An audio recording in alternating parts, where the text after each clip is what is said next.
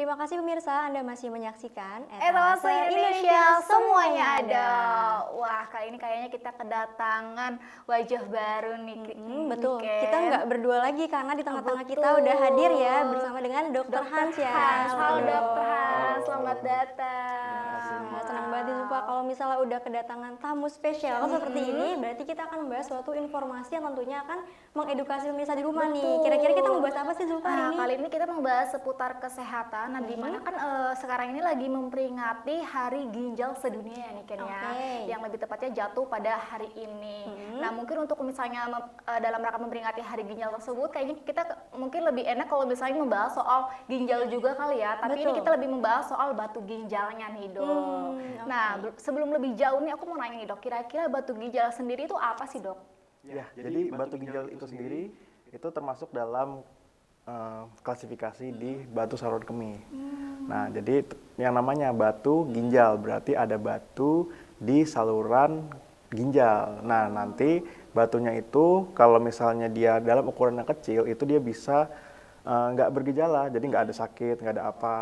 Nah, nanti ketemuannya pas lagi di USG, loh kok ada batu nih gitu. Nah, tapi kalau misalnya dia ukuran lebih besar, maka dia itu bisa menimbulkan beberapa gejala. Nah, nanti gejalanya itu nanti tergantung di lokasinya. Kalau di ginjal, lalu ada di ureter, yaitu di saluran antara ginjal dan kandung kemih. Ada batu di kandung kemihnya juga, sama ada batu di uretra, yaitu saluran terakhir di akhir itu.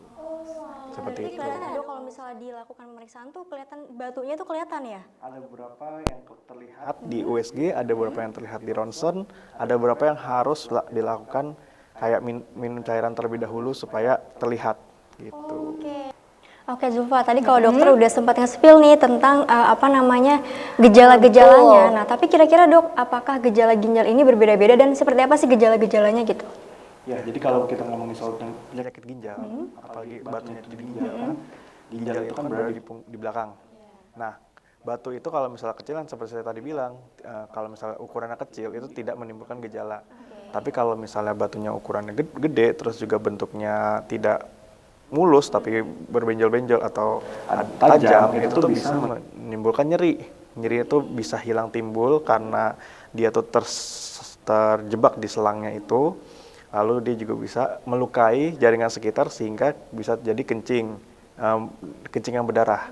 Nah, tapi kalau misalnya dia batunya lebih besar lagi, dia bisa menimbulkan penyumbatan sehingga kita jadi sulit kencing ataupun bahkan nggak bisa kencing sama sekali. Seperti itu. Rasanya tuh Dok, seperti apa sih, maksudnya perih kah atau nyeri seperti apa gitu yang dirasakan di bagian mana gitu, ataukah emang di dekat bagian-bagian kantong kemih atau gimana tuh Dok? Nah, itu sesuai berada di batunya di mana. Kalau batunya di ginjal berarti berada di sekitar punggung. Nah, nanti kalau misalnya dia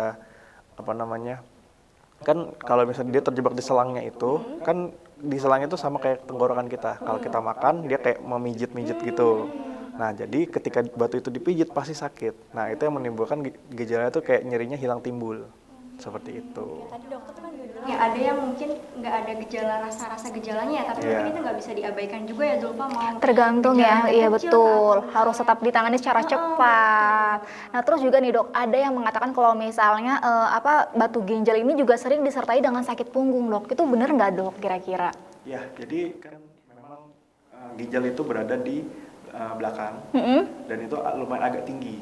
Jadi ketika ada gangguan di situ, maka yang terjadi adalah terasa seperti nyeri punggung. Bahkan ketika dokter memiliki kecurigaan, wah ini kayak batu nih di ginjal nih, maka dokter akan memukul di bagian punggung, ditahan dulu pakai tangan, dipukul tak gitu. Kalau dinginnya itu biasanya bakal kerasa kesakitan karena batunya tuh goyang dan mungkin kena ke sekitar yang bikin sakit seperti itu. Tapi apakah nyeri punggungnya itu hanya sewaktu-waktu atau gimana nih Dok kira-kira? Ya, tergantung. Jadi kalau misalnya memang itu di selang ya, nanti hilang timbulnya tuh tergantung dari remesan dari si selangnya itu. Seperti itu. Oke, wah. Tapi Dok, kalau misalnya penyebabnya sendiri dari batu ginjal, karena yang sering aku denger ya, nggak tahu sih ini mitos atau betul sekarang ya. Katanya kalau misalnya sering nahan pipis itu ada hubungannya sama batu ginjal, bener nggak sih Dok? Atau ada faktor lain juga gitu yang Ya, secara tidak langsung menahan kencing itu bisa menyebabkan batu di ginjal. Tapi sebenarnya dia lebih tepatnya sih lebih ke di kandung kemihnya. Karena kan semua kencing kita akan ditampung di kandung kemih itu. Jadi ketika kita menahan kencing itu sama kayak kita bikin kopi sasetan atau minuman saset. Nah itu kalau misalnya kita biarin lama, maka di atasnya tuh akan bening, di bawahnya akan ada kayak serbuk-serbuk. Nah seperti itu jika kita menahan kencing. Nah selain itu, ketika kita menahan kencing, resiko untuk infeksi itu akan tinggi. Nah ketika infeksi di ginjal berulang, itu akan menimbulkan batu infeksi juga. Nah itu yang bikin batu ginjal karena kita menahan kencing, seperti itu. Tapi kalau faktor lain selain itu, selain nahan pipis gitu, ada nggak sih makanan ataukah memang bakteri atau apa gitu sih dok? Ada nggak sih? Ya, jadi ada seperti kalau misalnya kita kurang minum, terus kita Penting banget sih ya. ya kalau kita juga makan makanan yang mengandung tinggi garam atau makan makanan yang ada hubungan dengan batu itu kan ada jenis-jenisnya. Nah, kalau misalnya kayak batu kalsium atau batu asam urat itu tergantung dari faktornya. Kalau misalnya kita makan makanan yang tinggi protein, maka akan timbul batu asam urat. Kalau misalnya kita makan makanan tinggi kalsium, maka terbentuklah batu kalsium. Oke, jadi banyak ya sebetulnya faktornya, dan ini harus diingat juga sama pemirsa di rumah gitu. Jangan suka nahan pipis dan dijaga asupannya gitu. Dan jangan lupa untuk minum banyak air putih gitu. Betul. Dan bicara soal makanan nih dok, aku penasaran banget. Apakah membatasi kalsium, asupan kalsium ini juga bisa mencegah terjadinya batu ginjal nggak dok? Kira-kira bagaimana nih dok? Ya, jadi tadi sudah dijelaskan ya kalau salah satu jenis-jenis batunya itu ada kalsium oksalat, ada kalsium fosfat, ada batu asam urat dan lain sebagainya. Nah, ketika kalsium itu berlebih itu sama kayak kalau kita kembali lagi ke perumpamaan kalau misalnya kita bikin dulu waktu SD banget itu ada, saya ingat ada kalau kita ada gelas isi air, terus kita kasih gula terus menerus, lama kelamaan gulanya itu nggak melarut tapi ada endapan. Nah seperti itu kalau misalnya simpelnya gitu. Jadi kalau misalnya dia kadarnya tinggi dalam kencingnya, maka itu bisa menyebabkan terbentuknya batu seperti itu. Oh, perumpamaannya bisa seperti itu Bisa ya dok seperti ya, itu. ibaratkannya pemirsa. Aduh, berarti penting banget ya nih kan harus mengimbangi dengan pola makanan juga nih. Betul. Oke dok, nih terkait dengan batu ginjal, aku sebetulnya di keluarga pernah ada nih dok yang kena. Mama sama papaku pernah kena batu ginjal. Nah, jadi sebelum ada tindakan laser waktu itu ya, jadi tradisional tuh minum obat-obatan dok. Nah, apakah betul nggak sih kalau misalnya kita mengkonsumsi obat-obatan tuh itu bisa membantu untuk menghancurkan atau menghilangkan si batunya itu gitu? Ya, jadi sebenarnya kalau untuk pengobatan batu itu sendiri nanti kita lihat dulu ukuran dari batunya kayak gimana. Kalau misalnya batunya ukuran di bawah dari 4 mili atau 0,4 cm ya. Nah, itu sebenarnya dokter akan memberikan obat anti nyeri aja. Anti nyeri sama supaya si selangnya itu nggak terlalu banyak meres lah itu ini. Jadi nggak terlalu sakit. Nah, karena sebenarnya diharapkan sih keluar sendiri. Namun bisa juga diberikan obat-obatan herbal yang di apotek-apotek itu dia bisa sebenarnya lebih ke batu asam urat. Tapi kalau untuk batu-batu yang lain sih dengan ukuran yang lebih besar atau ukuran segitu tuh biasanya dibutuhkan kayak harus digetar atau enggak diberikan laser seperti itu. Oh, jadi nggak terlalu berpengaruh ya dok ya, kalau minum obat-obatan tuh bisa untuk jadi jalan satu-satunya untuk menghilangkan atau menghancurkan si batunya itu ya? Mungkin untuk meredakan nyerinya aja kali ya? Meredakan nyeri, dan kalau emang mau meluruh dengan obat-obatan biasanya itu lebih ke batu asam urat. Oh, seperti itu. Oke, kembali lagi berbicara soal makanan nih dok. Katanya nih penderita batu ginjal nih nggak boleh mengkonsumsi tomat. Nah itu kira-kira benar atau enggak nih dok nih? Iya, jadi Oh betul.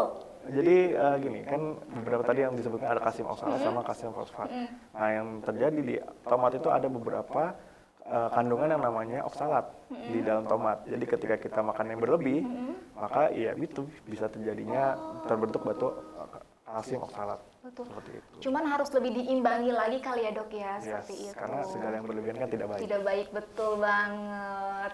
Oke, kalau tadi kita udah ngomongin mungkin faktornya seperti apa, gejalanya seperti apa. Tapi dok, kalau untuk penyakit batu ginjal ini sendiri, untuk penyembuhan atau pengobatan ini bisa melalui apa? Apakah orang-orang yang punya atau mengidap batu ginjal ini bisa sembuh dengan hemodialisa nih? Karena dulu keluarga aku karena pernah ada yang mengidap ini, itu ternyata setelah di laser ada lagi gitu loh dok. Nah itu bagaimana kira-kira? Ya, jadi kita harus tahu dulu hemodialisa itu apa. Nah, hemodialisa itu adalah sebagai pengganti ginjal untuk filter darah. Dalam artian itu kalau fungsi ginjalnya terganggu, maka hemodialisa itu berfungsi untuk menggantikan si ginjal. Nah, sedangkan kalau untuk batu itu sendiri itu bukan menghambat filtrasi, maksudnya menyaring darah, tapi dia lebih ke menyumbat urin supaya tidak keluar atau kencing supaya tidak keluar. Nah, memang kalau misalnya batunya itu menyumbat secara lama kelamaan tuh fungsi ginjal akan terganggu, sehingga ginjal tidak bisa menyaring darah lagi, yang ujungnya kan terjadi gangguan ginjal atau gagal ginjal biasanya. Nah, hemodialisa itu tuh baru bisa dilakukan kalau misalnya ada indikasi gagal ginjal, karena sebagai pengganti. Sedangkan kalau untuk menyembuhkan batu itu sendiri itu tidak bisa, harus dipecahkan atau enggak ya dikeluarkan secara manual seperti itu. Tapi sebetulnya itu bisa terjadi berulang kali nggak sih dok? Maksudnya kalau udah pernah kena nih, itu bisa datang lagi, ada lagi gitu. Ya, jika pola hidupnya tidak diperbaiki, maka tentu akan terulang kembali seperti itu. Wah, harus diperhatikan banget. Iya, tapi kalau misalnya yang sembuh ini bisa sembuh secara total dok atau gimana nih? Sembuh secara total apabila tidak diulangi lagi kebiasaan buruknya. Balik lagi ke pola hidup kita ya Seperti dok itu, ya. iya. Nah, bicara soal pola hidup juga nih dok, kira-kira bagaimana sih cara mencegah agar kita tidak terkena penyakit batu ginjal, dan mungkin cara-cara pola hidup yang sehat yang baik itu kira-kira bagaimana nih dok nih? Ya, karena memang ginjal itu salah satu fungsinya itu untuk menyaring air yang masuk, menyaring darah sehingga menjadikan kencing, maka tentu saja kita harus banyak minum air. Karena seperti yang tadi dibilang, kalau misalnya kita terlalu banyak senyawa yang di situ, kalsium terlalu banyak, asam urat terlalu tinggi, maka akan terbentuk batu. Sehingga kalau misalnya kita tambahkan air lebih banyak, ya kurang lebih 8 gelas atau sekitar 2,5 sampai 3 liter lah sehari. Dalam sehari. Dan itu harus air putih. Dalam artian, oh ya saya minum banyak kok dok, minumnya apa? Teh, soda. Ya kan, Betul. karena soda itu sendiri kan ada gabungannya, ada gulanya. Teh juga kan kita kadang nggak minum teh manis, kita nggak minum teh tawar, kita minum teh manis yang ada gulanya juga. Nah, gulanya itu juga bisa bikin termasuk kalau misalnya gula kita tinggi itu bisa menyebabkan pembentukan batu juga seperti itu. Jadi memang harus air putih. Itu yang kadang orang-orang tuh kurang tahu. Iya, emang susah sih dulu kadang kalau misalnya untuk menerapkan minum air putih sehari 8 gelas 8 gelas itu sehari, agak ini iya. juga kadangnya struggle kadang kan Betul. gitu, karena lebih enak makan pakai minuman yang berasa kadang gitu kan ya Zulfa ya. Karena sebetulnya prinsipnya ini kembali lagi ke pola hidup kita ya Niken ya, karena air putih itu seperti yang tadi dokter bilang itu sangat penting banget nih pemirsa. Betul. Oke, terakhir dok, mungkin ada yang ingin dokter sampaikan untuk pemirsa di rumah agar lebih aware lagi nih dok untuk mencegah adanya terjadinya penyakit batu ginjal ini. Silahkan dok. Ya, jadi memang kalau kita perhatikan, kalau batu ginjal itu awalnya tidak ada gejala. Jadi dengan gaya hidup kita yang sering minum minuman soda, sering minum teh yang pokoknya bukan air putih, itu kan bisa mengganggu fungsi ginjal. Nah, kalau misalnya kita terus-menerus seperti itu, maka akan terjadi batu itu akan semakin besar dan itu akan lebih parah. Bahkan beberapa ada yang sampai muntah-muntah, demam, nyerinya sangat sakit banget sampai nggak bisa jalan lah, itu intinya. Nah, sebenarnya bisa dicegah dengan cara lebih mudah, yaitu dengan minum air putih saja dan hindari makan makanan yang berlebih seperti kacang-kacangan. Kacang-kacangan bukan berarti kacang-kacang biasa, maksudnya tempe dan tahu juga termasuk kacang ya. Kedelai kan dari kacang. Jadi itu juga harus dihentikan, karena kalau misalnya kita harus sampai operasi atau sampai kita tindakan itu duitnya akan jauh keluar lebih banyak dibanding kita minum air putih seperti itu. Jadi emang betul sehat itu mahal ya dok ya. Betul. Makanya harus aware banget nih pemirsa, sekecil apapun gejalanya mungkin jangan dianggap enteng. Kadang kan kita masih kayak gini, ntar lah masih gampang gitu kan. Karena kan mungkin efeknya nanti ya setelahnya baru ketahuan nih. Jadi sebaik mungkin nih harus dihindari sejak dini juga Iya nih. betul banget. Waduh seneng banget tuh Pak, kita hari ini udah banyak banget dapat insight baru tentang penyakit batu ginjal ini ya. Iya, Seneng jadi banget nih. lebih paham kitanya juga jadi bisa mengantisipasi juga kan ya. Terima kasih banyak dokter udah bersedia untuk membagikan informasi yang sangat menarik banget untuk kita di sini dan bisa di rumah juga dokter. Terima kasih banyak dokter Han. Tapi mungkin lupa kita harus jeda dulu karena kita akan memberikan informasi menarik kali ini. Kalau tadi kita udah berbagi tips kesehatan bersama dokter Hans ya, nanti selanjutnya kita akan berbagi tips makanan ya, masak-masak kita ya. akan masak-masak yang seru banget sih. Tapi setelah jeda yang satu ini tetap di Etalase Indonesia. Semuanya ada. Terima kasih dokter, makasih banyak.